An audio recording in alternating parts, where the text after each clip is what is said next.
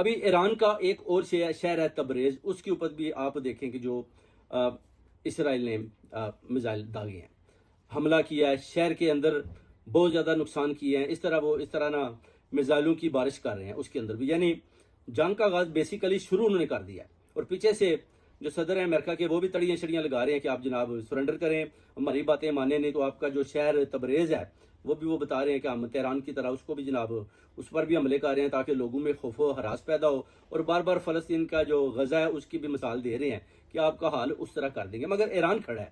یہ ایک بہت سوچنے سمجھنے والی بات ہے کہ آخر ایران اتنا نقصان ہونے کے باوجود بھی پریزیڈنٹ مارے جاتے ہیں، ان کے چیف آف آرمی سٹاف مارے جاتے ہیں، ان کے سائنسدان مارے جاتے ہیں، پھر بھی وہ نئے لوگ آ جاتے ہیں اور کھڑے ہیں، میدان کے اندر کھڑے ہیں، بالکل ڈرنے کا نام بھی نہیں لے رہے. وہ کہتے ہیں ہم مقابلہ کریں گے، اور انشاءاللہ تعالیٰ وہ کہتے ہیں کہ آپ نے شیر کے منہ میں ابھی ہاتھ ڈال لیا ہے تو ابھی ہم آپ کو جواب دیں گے. اس کا مطلب ہے کہ ایران کے پاس بھی تیاری مکمل ہے.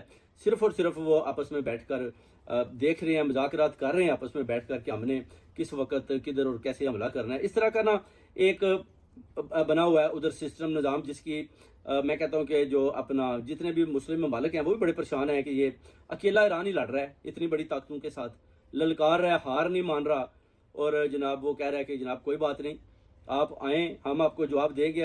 ابھی تو آپ حملے کر رہے ہیں، جب ہم حملے کریں گے پھر آپ کو پتہ چلے گا کہ جناب آپ نے ایران کے ساتھ لڑائی لڑنے کی کتنی بڑی غلطی کی ہے. اس طرح کے جو ہے نا ایران کے جو ترجمان ہیں ان کی طرف سے بھی اس طرح کے جو ہے نا جوابات دیے جا رہے ہیں.